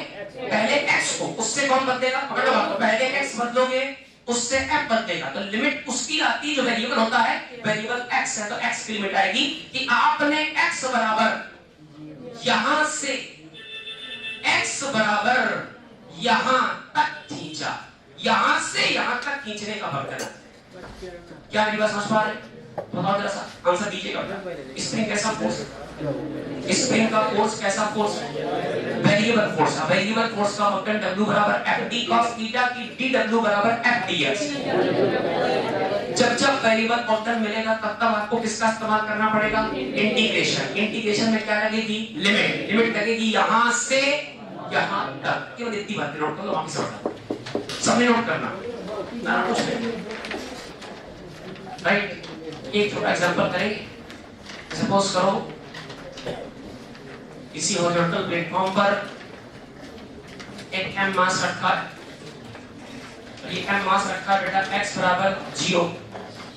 इस पर कोई एफर्ट लगा, फोर्स लगा, और इसी की वजह से ये m मास अपनी लोकेशन चेंज करता हुआ यहाँ कहीं पहुंचा। और ये जो इसकी लोकेशन है वो है x बराबर सपोज करो 3 मीटर। इस पर जो फोर्स लग रहा है फिक्स नहीं बल्कि वेरिएबल है, और फोर्स का फंक्शन दिया F बराबर 2x square plus 3x in terms of Newton. और ध्यान समझते चलना, आपसे कह रहा find work done by force. तो कह रहा find work done by force. Find work done by force.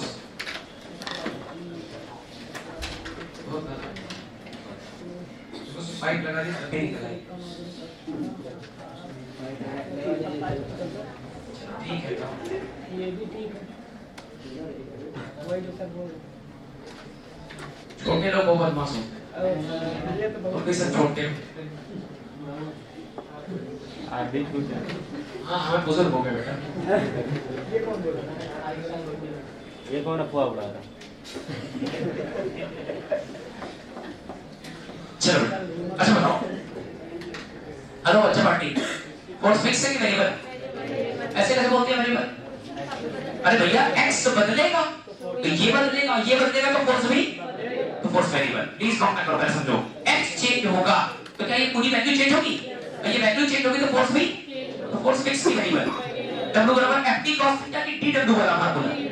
dw वाला फार्मूला क्या कहता है? dw बराबर बेटा dw बराबर f मल्टीप्लाई बाय dx। इधर करो इंटीग्रेशन, इधर करो इंटीग्रेशन, तो dw से क्या मिलेगा? dw का इंटीग्रेशन करने से क्या मिलेगा? w बराबर बराबर बराबर। इंटीग्रेशन के अंदर कौन फंसेगा? बोलो बेटा एफ कितना, हेलो हेलो हेलो, वोट पर वेरिएबल फोर्स है तो वेरिएबल फार्मूला लगा ना बेटा। एफ की जगह कौन लिखे 2x स्क्वायर, कॉपी करो 2x square plus 3x multiply by dx। Integration कहां से कहां तक, आपने m मास के ऑब्जेक्ट को x बराबर 0 से x बराबर 3 तक डिस्प्लेस कर दिया, तो x बराबर 0 से x बराबर 3 तक। चलो इंटीग्रेशन करते हैं। w बराबर बेटा कितने लोग हैं, दो लोग को अलग अलग इंटीग्रेशन करना पड़ेगा। हम सेपरेट इंटीग्रेशन करेंगे, तो separate integration of 2x square dx। Hello hello, कितने लोग हैं, दो लोग, 1 2, बीच में साइन कैसा प्लस, इधर भी लगाओ plus, integration of 3x into dx। अब देखिए हेलो हेलो, ये कौन, फंक्शन, ये है फंक्शन का क्या हो रहा है, किसके रिस्पेक्ट में, dx के रिस्पेक्ट में। अब x बोल सकते हो अपनी भाषा, कोई दिक्कत नहीं। विदाउट करें जिसके रिस्पेक्ट में इंटीग्रेशन होता है, प्लीज पेन रख दो बेटा, वही वेरिएबल होता है। वही कौन होता है, तो वेरिएबल कौन, x, और x की लिमिट लगी, सही बात है यार, x की लिमिट लगी, x कहां से कहां तक, 0 से 3। आंसर देखिए, ये कौन, फंक्शन, ये कौन है, इंटीग्रेशन, ये कौन है, वेरिएबल, जो वेरिएबल उसी की लिमिट किसकी, x 0 से 3 का इंटीग्रेशन। w बराबर, जिन्हें इंटीग्रेशन थोड़ी दिक्कत है ध्यान दें, इंटीग्रेशन ऑफ x की पावर n dx, इसका आंसर आता है x की पावर में 1 बढ़ा दो और वही नीचे कॉपी कर लो। तो ध्यान दें, इंटीग्रेशन ऑफ x की पावर 3 का आंसर बोलेगा, हेलो x की पावर में 1 बढ़ा दो वही नीचे कॉपी कर दो। गलती से हमसे किसी ने पूछ लिया इंटीग्रेशन ऑफ 2x बता दो, प्लीज बोलो बेटा, हेलो। कांस्टेंट के साथ इंटीग्रेशन डिफरेंशिएशन में कोई छेड़खानी, तो 2 को कर दो बाहर। इंटीग्रेशन में कौन फंसा, x dx। अब करो इंटीग्रेशन, 2 बाहर बैठा रहेगा, सारा प्रोसेस देखेगा, इंटीग्रेशन ऑफ x dx कितना हो जाएगा, जितनी पावर उसमें 1 बढ़ा दो, तो 1 में बढ़ाओगे 2, ऊपर भी 2 नीचे भी 2 से 2, ऐसा कुछ आंसर आया करेगा। क्या सीख गए, हेलो। इंटीग्रेशन ऑफ dx कितना, कॉमन सेंस क्या कहता है, इंटीग्रेट मतलब इकट्ठा करना, और dx मतलब छोटे छोटे टुकड़े, तो x के छोटे छोटे टुकड़े इकट्ठा करोगे, dx तो क्या x बन जाएगा। कॉमन सेंस का तरीका, रिजल्ट क्या है, मैथमेटिकल तरीका क्या है, इंटीग्रेशन ऑफ dx बराबर, सुना बेटा, यहाँ कौन, यहाँ जहां कोई नहीं वहां ईश्वर रहेगा, और ईश्वर एक है, ईश्वर सही बात है, हकीकत है, कोई ऐसा नहीं कि तुमको कोई धर्म बता रहा, हकीकत है, जहां कोई नहीं वहां ईश्वर कितना है, एक। और एक का मतलब any variable having power 0 is equal to, तो कैन इट बी रिटन, जो यहाँ का खाली स्पेस था वहां पर लिखा 1 को x की पावर 0 लिख सकते हो, हम लोगों ने अपनी चतुराई से लिखा, अपने हिसाब से। अब जितनी पावर उसमें 1 बढ़ा दो, तो 0 प्लस अपॉन 0 प्लस 1 कितना, 1, 0 प्लस 1 कितना, x की पावर 1 by 1 का मतलब सेम आंसर। मैथमेटिकल अप्रोच है वो, कॉमन सेंस अप्रोच। मेरी बात समझ पा रहे हो बेटा, आंसर बनाइए, वो तो हमने सिखाया, सब फर्जी बातें हैं, these are फर्जी बातें। कौन, 2 कैसा नंबर, हाँ जी, कांस्टेंट क्या कर लो बाहर, इंटीग्रेशन किसका, x स्क्वायर का, जितनी पावर 1 बढ़ा दो, पावर कितनी 2, 1 बढ़ाओ 3, ऊपर भी 3 नीचे भी 3, लिमिट कहां से कहां तक, 0 से 3, बीच में प्लस, इधर 3 पावर 1 में बढ़ाओ 2, ऊपर भी 2 नीचे भी 2, लिमिट कहां से कहां तक, 0 से 3। क्या आप सहमत हैं, बहुत बढ़िया। तो w बराबर 2 बाहर। अच्छा एक और बात, जो डब्बे के अंदर कांस्टेंट है, लिमिट कहां से कहां तक, पहले रखो अपर लिमिट, तो पहले अपर लिमिट कौन था, किसी सांस से तो नहीं बोल रहे, ऐसे तो दिक्कत तो नहीं महसूस हो रही, धैर्य चलना यार, ये सब चीज सीखनी पड़ेगी, इतना तो सीख ही सकते हो। चलो भाई, तो 2 कैसा बाहर, 3 कैसा बाहर, पहले रखो अपर लिमिट, तो x की जगह 3 रखो, x की जगह 3 की पावर 3, 3 दिया 9 दिया 27, जाएगा 27, बीच में रहो माइनस, बीच में लगा, अब रखो लोअर लिमिट, x की जगह पर 0, 0 का क्यूब, शाबाश बेटा 0, अब पापा प्लस 3 बाहर 2 बाहर,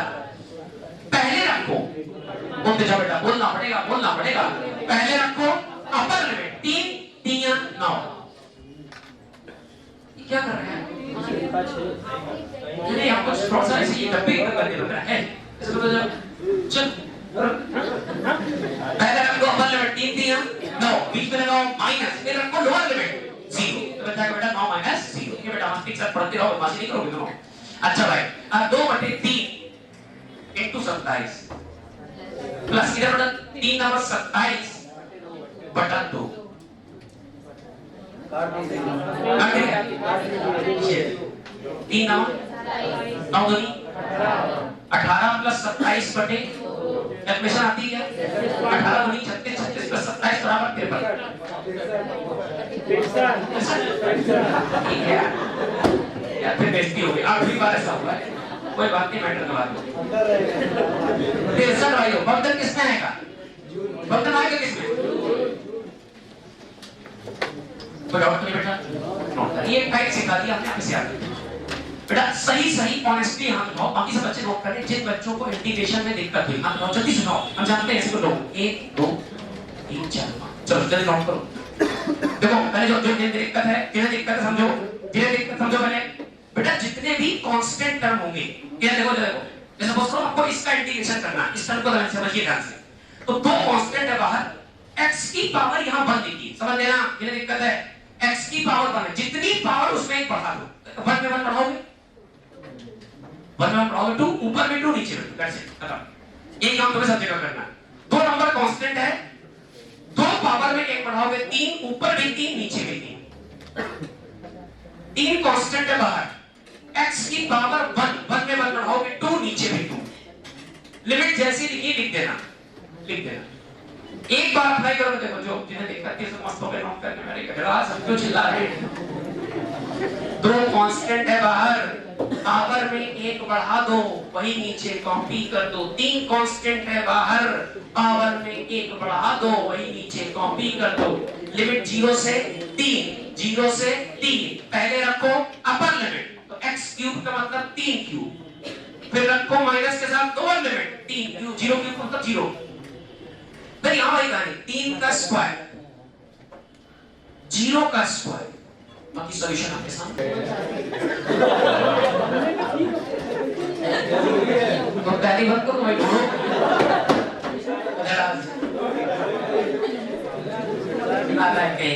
बंटवा दीजिए सर। अभी तुम घर का नंबर तो वापस बात कर, कहते नहीं जीने दो नालायक कहीं का।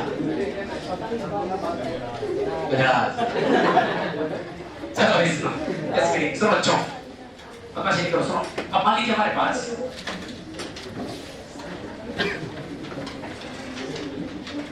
m मास है जो कि किसी स्प्रिंग कांस्टेंट k वाली स्प्रिंग के साथ एसोसिएटेड है। चलो अब इसे एफर्ट लगा के खींचिए। आइए खींचते हैं। आपने इसमें लगाया फोर्स का। अच्छा फोर्स लगाओगे, बातें नहीं बेटा प्लीज बातें नहीं सुनते चलो, कहानी की तरह सुनो। आप इसमें फोर्स लगाओगे, एफर्ट लगाओगे तो स्प्रिंग अपनी नेचुरल लेंथ पर नहीं रहेगी, बल्कि स्प्रिंग में कुछ ना कुछ इलॉन्गेशन होगा। स्प्रिंग मानो कितना खींच गई x, तो फोर्स कितना है F बराबर kx। और फिर सुनते चलना, ठीक है भाई। चलो ये किसका फोर्स है? स्प्रिंग का कि एजेंट का? अभी कॉमन सेंस लगाओ, ये तो एजेंट खींच रहा है ना, स्प्रिंग तो पीछे की तरफ रिस्टोर करेगी। स्प्रिंग कितना लगाएगी? F बराबर शाबाश, F बराबर माइनस ऑफ kx। क्या सेम है? मैग्नीट्यूड। क्या डिफरेंस है? डायरेक्शन। एजेंट का फोर्स कितना? F बराबर kx, और स्प्रिंग का भी F बराबर kx। बस खाली प्लस माइनस का फर्क है, एक फोर्स ड्राइव के लिए लगा रहा है और एक ड्राइव को रोकने के लिए लगा रहा है। ये बात ठीक है? चलो भाई एजेंट को बुलाओ, एजेंट को बुलाओ। अच्छा वक्तन भाई एजेंट क्या होता था? याद याद याद याद कितना याद है?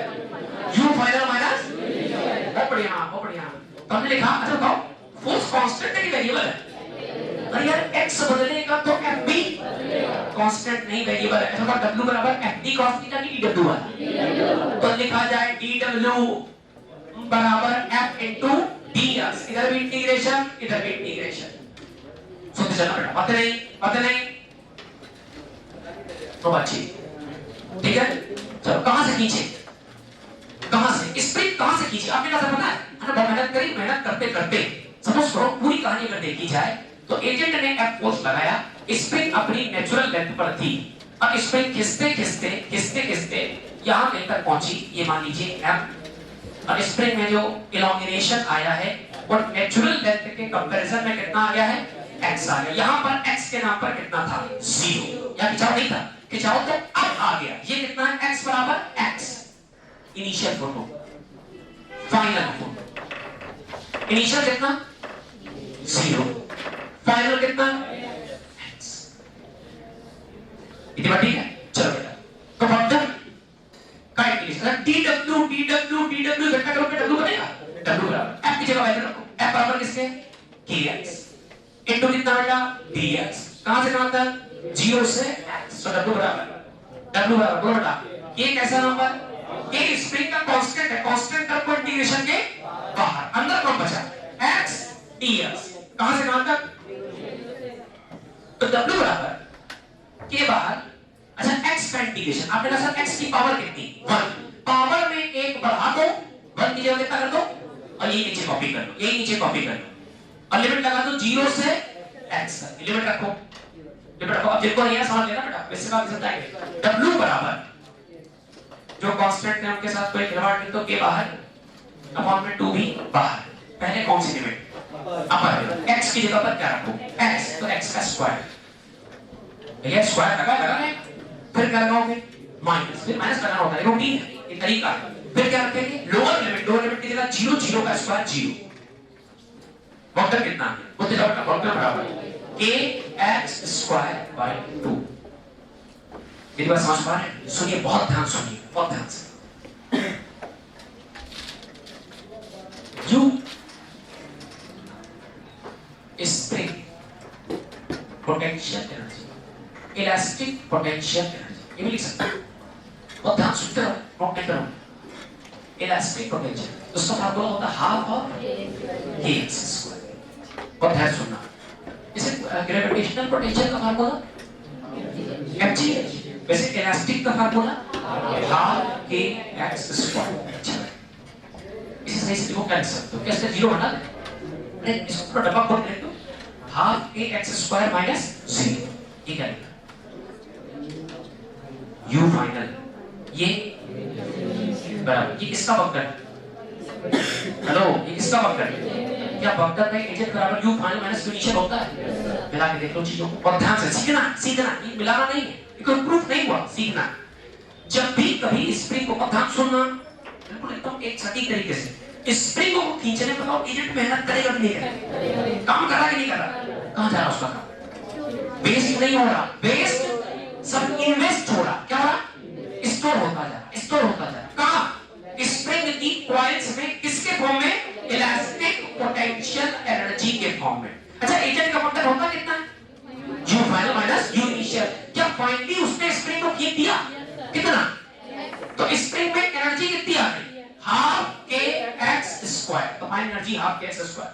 शुरुआत में खिंचाव कितना था, शुरुआत में क्या है, कोई खिंचाव था कि नेचुरल एनर्जी, नो खिंचाव नो एनर्जी, तो इनिशियल एनर्जी मैं सकता हूं बात को कि x बराबर अभी कितना 0, तो u इनिशियल कितना बेटा, अरे x की जगह नहीं डालो तो u इनिशियल कितना 0, तो u फाइनल कितना हो जाएगा half of kx square. Answer दीजिए, एक लाइन में आंसर देना बेटा, उम्मीद है सब सही से लगाओगे। ये कौन है एजेंट, एजेंट क्या कर रहा है, एजेंट स्प्रिंग को उसकी नेचुरल लेंथ से डिफॉर्म कर रहा है, कोशिश कर रहा है इसमें छेड़खानी करने की। अच्छा अगर स्प्रिंग की बात करें तो ये कौन सी एनर्जी है, इनिशियल पोटेंशियल एनर्जी कितनी है 0, ये कौन सी एनर्जी है फाइनल पोटेंशियल एनर्जी। पोटेंशियल में चेंज आएगी सेम, पोटेंशियल में चेंज आएगी सेम, ये चेंज कौन लाया एजेंट, तो बॉटम लाइन एजेंट बराबर चेंज इन पोटेंशियल एनर्जी, जब चेंज इन पोटेंशियल मतलब u फाइनल माइनस, तो जब भी कभी कोई एजेंट स्प्रिंग जैसे इलास्टिक डिवाइस के साथ खिलवाड़ करेगा तो जरूर उसमें डिफॉर्मेशन लाएगा, डिफॉर्मेशन लाते वक्त एजेंट करेगा काम, और एजेंट का काम हमेशा स्प्रिंग में स्टोर हो जाएगा किसके फॉर्म में इलास्टिक पोटेंशियल एनर्जी, और इलास्टिक पोटेंशियल एनर्जी का general formula half of kx square. एक बात रखनी है, स्प्रिंग फोर्स कैसा फोर्स है, स्प्रिंग फोर्स भी आपका कंजर्वेटिव फोर्स फील्ड है, ये बातें फटाफट नोट करें, it is conservative force field.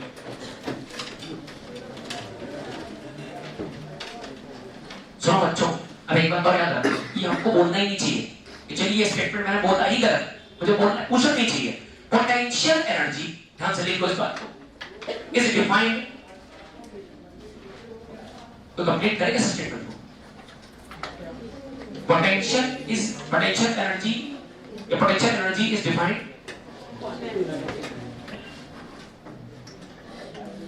only for conservative force. ध्यान रखिए इस बात। पोटेंशियल एनर्जी केवल कंजर्वेटिव फोर्स फील्ड के लिए ही डिफाइन।